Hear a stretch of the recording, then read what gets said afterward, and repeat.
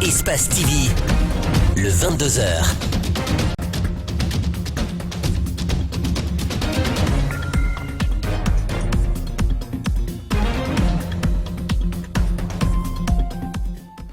Bonsoir à tous, bienvenue aux 22h d'Espace TV. Voici les titres de l'actualité de ce mardi. Secteur pharmaceutique, fin de la mission d'enregistrement des sociétés grossistes. L'heure est désormais au dépouillement pour connaître l'identité des 3 sociétés qui seront autorisées à importer des médicaments en Guinée. Précision à suivre avec l'une de nos équipes de reportage. Et puis nous ferons un détour du côté de la ville de Kindia où auront lieu cette année la célébration des festivités de l'an 61 de l'indépendance nationale. Mais sur place, les chantiers accusent du retard. Les autorités se montrent optimistes. Enfin, en Algérie, des centaines d'étudiants manifestent pour la 25e semaine d'affilée à Alger, malgré les vacances universitaires et au milieu d'un fort déploiement policier réclamant le changement de régime et de démocratie. Voilà pour le sommaire de ce journal. Bienvenue à tous. Secteur pharmaceutique finit la mission d'enregistrement des sociétés grossistes dans le secteur. Le temps est au dépouillement afin de présenter les 3 sociétés qui auront le droit d'importer des médicaments en Guinée. En attendant la publication du rapport, le syndicat des pharmaciens d'officine de Guinée dit ne pas s'attendre à un miracle. Mariam Fodi Kamara, Ibrahima Souri Kamara.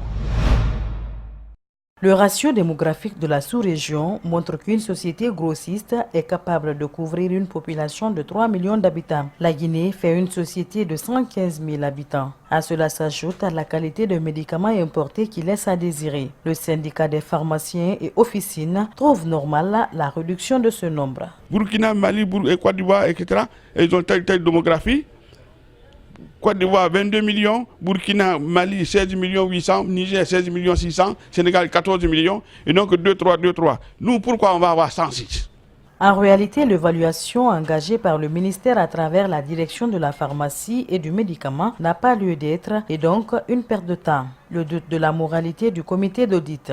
Il n'a pas lieu d'être parce que l'intention par derrière, c'est pour nous ramener au calendrier grec.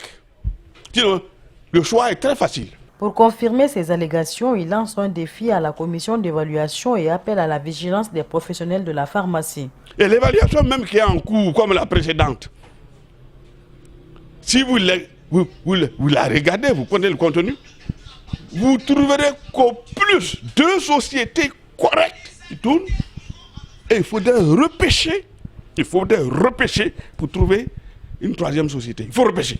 Pour régler le problème dans le secteur pharmaceutique, ce pharmacien mise sur la production locale. Il soutient que cet aspect est non seulement rentable du point de vue économique, mais valorise aussi les compétences nationales. Justice, Dr Faya Milimono a comparu ce mardi devant le doyen des juges d'instruction du tribunal de première instance de Kaloum. Au terme de cette audience, le président du bloc libéral a bénéficié d'une liberté sans contrôle judiciaire. Il faut dire que Faya Milimono a passé plus d'1 semaine en prison pour diffamation à l'endroit du ministre par intérim de la Justice. On fait le point avec Rosaline Goto-Monemo et Arseni Kamara. Accusé de diffamation, Dr Faya Milimono a été libéré sans aucune mesure restrictive de liberté.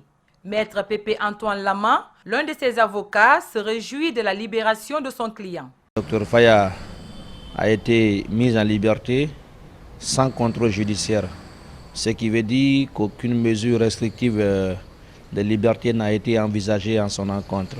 Écoutez, nous sommes satisfaits de cette mesure, d'autant plus que les contacts se renforcent de plus en plus entre la victime et le mis en cause. La libération du président du bloc libéral ne met pas fin à la procédure judiciaire à son encontre. Elle suit son cours normal. Pendant ce temps, ses avocats sont en négociation avec la victime. Ils espèrent que les jours à venir, ce dernier va abandonner sa poursuite. Pour l'heure, la procédure suit son cours normal. Nous sommes toujours en négociation et nous espérons que les jours à venir, Monsieur le ministre de la Justice et garde des Sceaux va se désister et en conséquence, la procédure va s'éteindre. Dr Faya va définitivement se libérer de cette procédure. Faya Milimono, le président du bloc libéral, avait le 26 juillet dernier accusé le ministre de la Justice, Mohamed Lamine Fofana, d'avoir porté la parole des rebelles qui ont attaqué la Guinée entre 2000 et 2002. Et puis, en bref, l'homme d'affaires israélien Benny Stemes, accusé de corruption et de faux par la justice suisse, il est accusé d'avoir usé de pratiques de corruption pour obtenir une concession minière en Guinée entre 2005 et 2010. Le ministère de la Sécurité et de la Protection civile a présenté ce mardi le bilan des activités menées par la police routière lors de la fête de l'Eid el-Kébir. Le bilan fait état de 18 cas d'accidents, dont 16 par moto et 2 par véhicule. Au total, 2 morts et 16 blessés sur toute l'étendue du territoire national. Mamadou Ba Kamara est le porte-parole du ministère de la Sécurité. Il est au micro d'Antoinette Dédé Ounivogui et Ibrahima Sori Kamara. Par la ville de Conakry, il y a eu pratiquement 2 cas d'accident au niveau de la ville de Conakry. Le premier, c'est à Bambeto, un véhicule contre véhicule avec dégâts matériels très importants. Le deuxième cas, c'était véhicule contre moto avec un cas de mort enregistré malheureusement. Donc au niveau de la ville de Conakry, il n'y a eu qu'un seul cas de mort enregistré.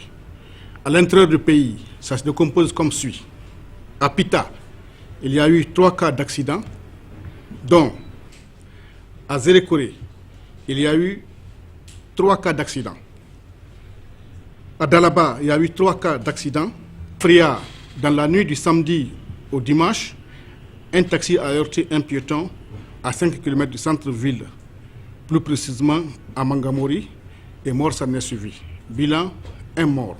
À Dingraï, le lundi 12 août 2019, aux environs de 13 h, 2 cas d'accident ont été enregistrés dans la commune urbaine de Dingraï. À Labé, le 9 août 2019, une voiture personnelle de marque Mazda immatriculée 1316C a heurté un cycliste à la rentrée du centre-ville. Total à l'intérieur du pays, il y a eu 18 cas d'accident, dont 16 par moto et 2 par véhicule. Victimes, 16 blessés et morts 2 sur l'ensemble du territoire national. C'était donc Mamadou Kamara, porte-parole du ministère de la Sécurité et de la Protection civile.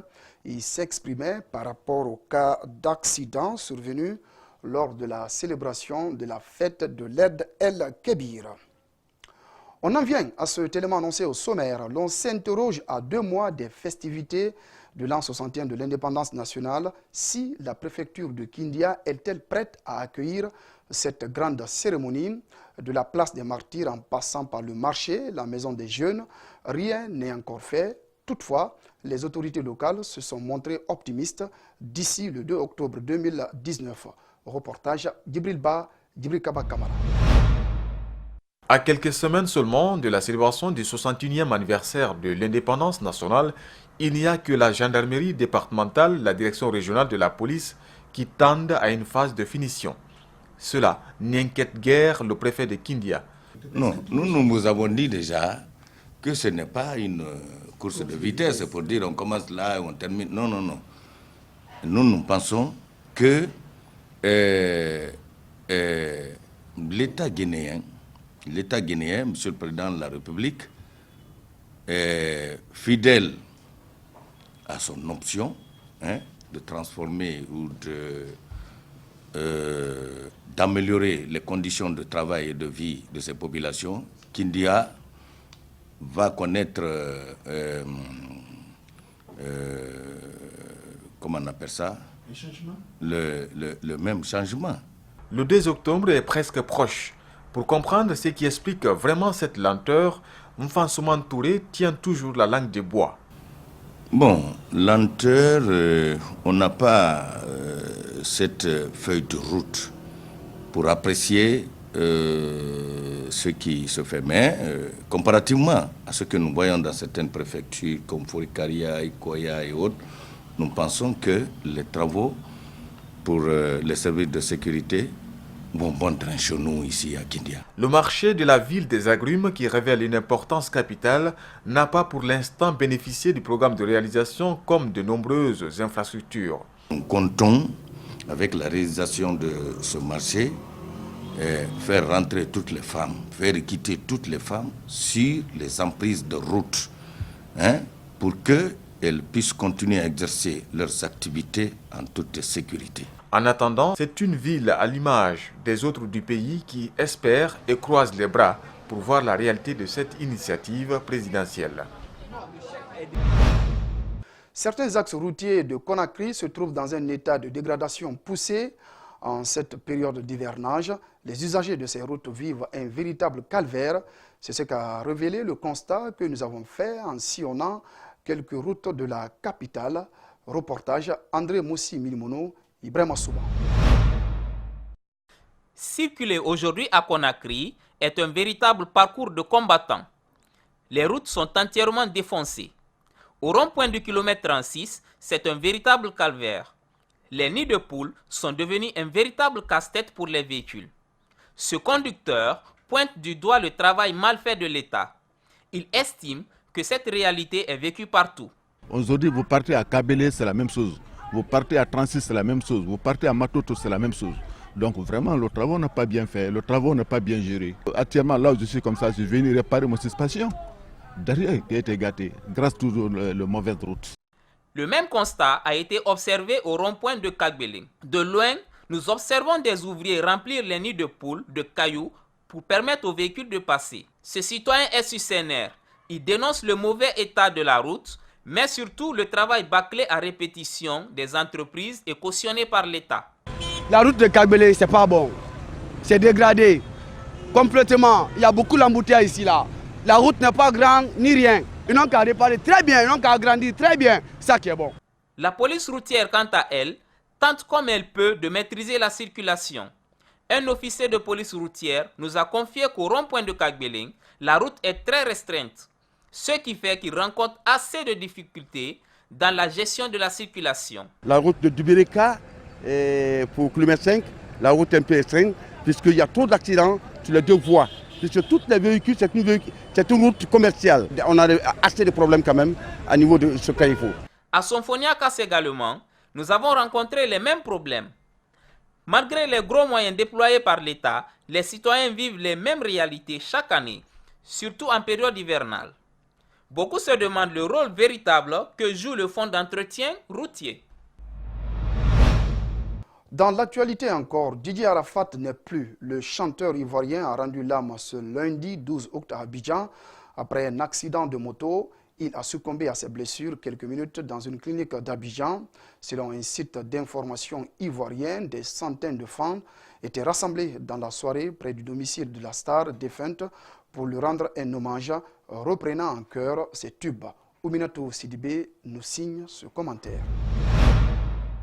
De son vrai nom, Didier Ouon, Didier Arafat est né le 26 janvier 1986 à Abidjan.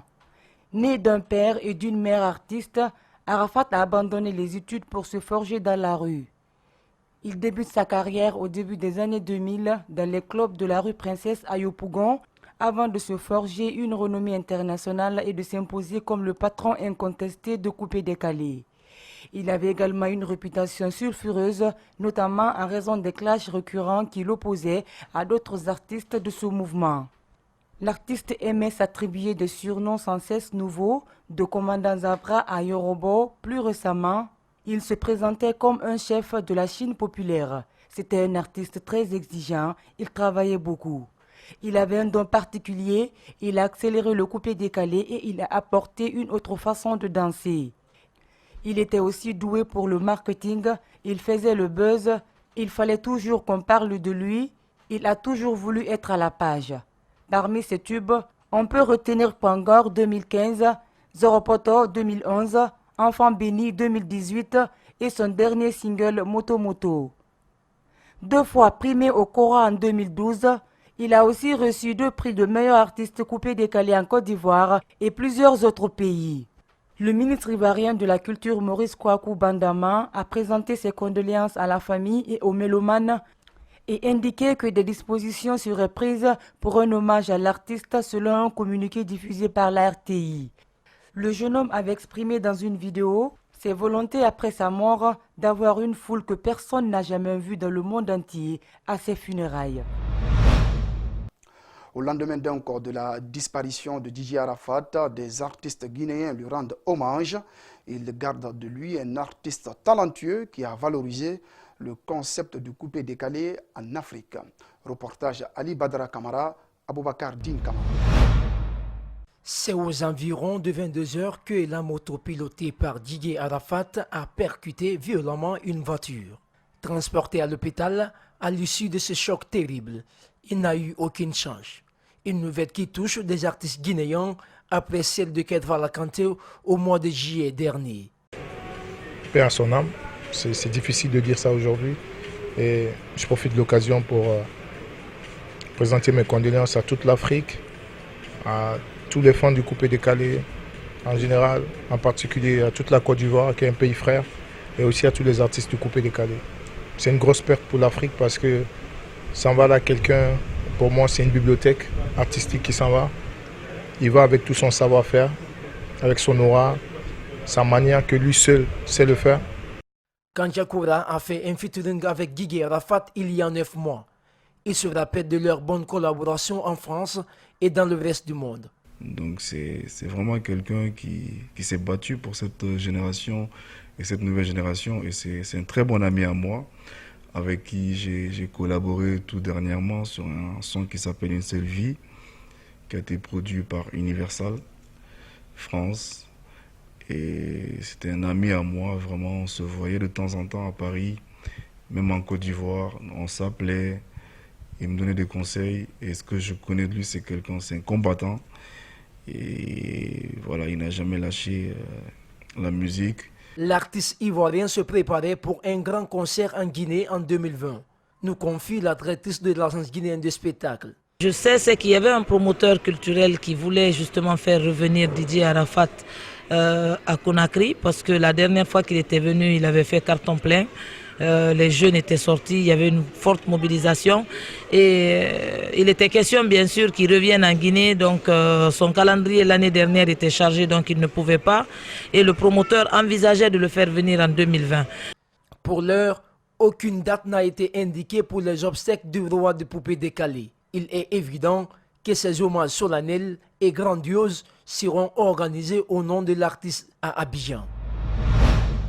C'était donc la réaction de quelques citoyens de la capitale suite au décès de l'artiste ivoirien Didier Arafat, paix à son âme. On passe à présent au sport. Fini la 11e édition du tournoi international zone ouest et centre d'Afrique de tir à l'arc. Tizo Kata, disputé cette année à Abidjan. La compétition a rendu son verdict ce samedi et la Guinée a obtenu 7 médailles. Malheureusement, aucune en or. C'est le pays hôte, la Côte d'Ivoire et le Tchad qui ont dominé le tournoi avec 5 médailles en or. On fait le point avec Abdoulaye Sadio Diallo.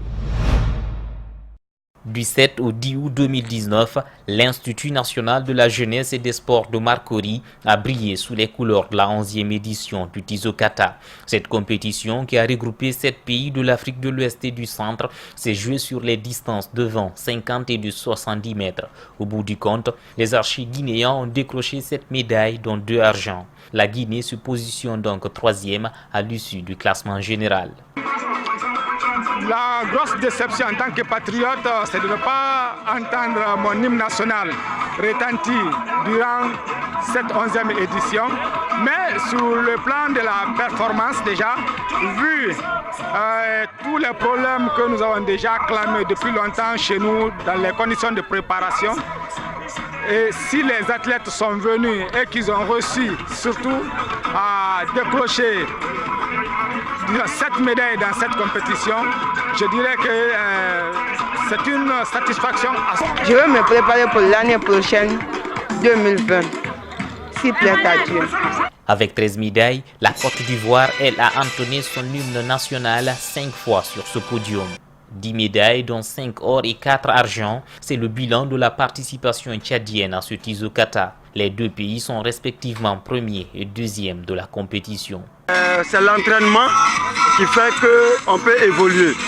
Et aujourd'hui, pour tous ceux qui veulent s'intéresser, il faudrait qu'ils aient l'amour de la chose. Quand vous avez l'amour de la chose et vous mettrez votre force, vous allez évoluer facilement. Moi, je suis satisfait, je suis très fier parce que l'équipe était forte.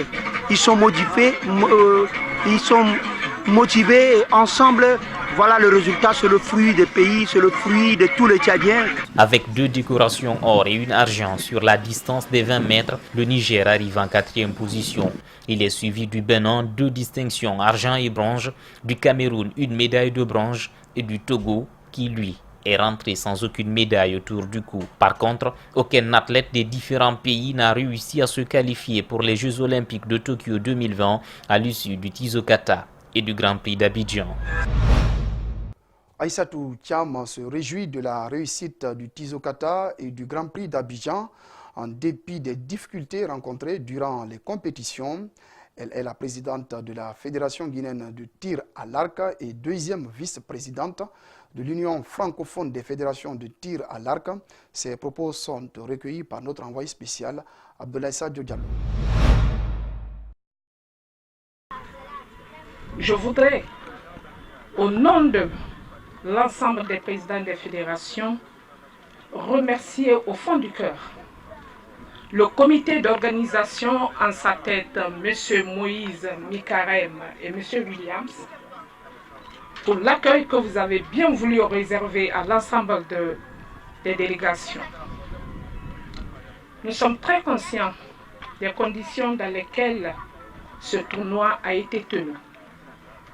Mais malgré tout, vous avez essayé de nous garder dans des conditions optimales. Nous vous disons merci. Aux archers, vous nous avez fait voir des belles volées. Cela nous prouve aujourd'hui que notre sport est en train bien de se positionner. Notre nouveau combat, je voudrais ici demander à mes homologues de se battre pour amener d'autres pays qui traînent encore le pas pour rejoindre le Tizokata. À présent, l'actualité en Afrique et dans le reste du monde, en images et en bref, des centaines d'étudiants manifestent pour la 25e semaine d'affilée à Alger, comme vous le constatez sur ces images, malgré les vacances universitaires et au milieu d'un fort déploiement policier réclamant inlassablement changement de régime et démocratie. L'Algérie est plongée dans une crise politique depuis la démission de l'ex-président Abdelaziz Bouteflika.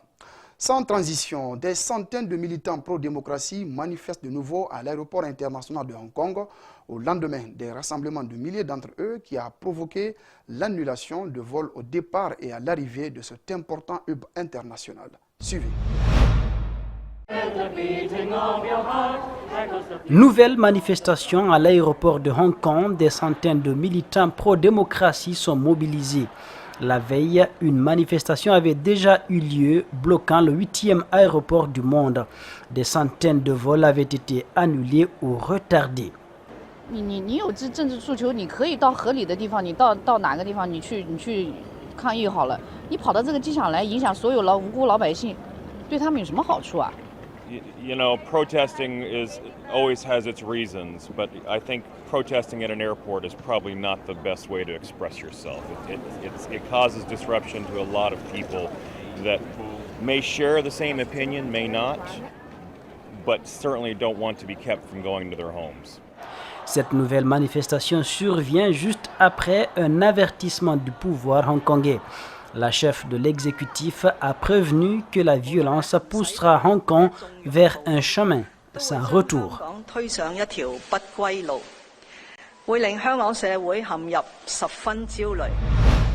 C'est la fin de cette édition d'information. Merci à tous de l'avoir suivi. Rendez-vous sur notre site d'information espacetvguinée.info pour retrouver donc ce journal. À toutes et à tous, excellente soirée en compagnie de nos programmes.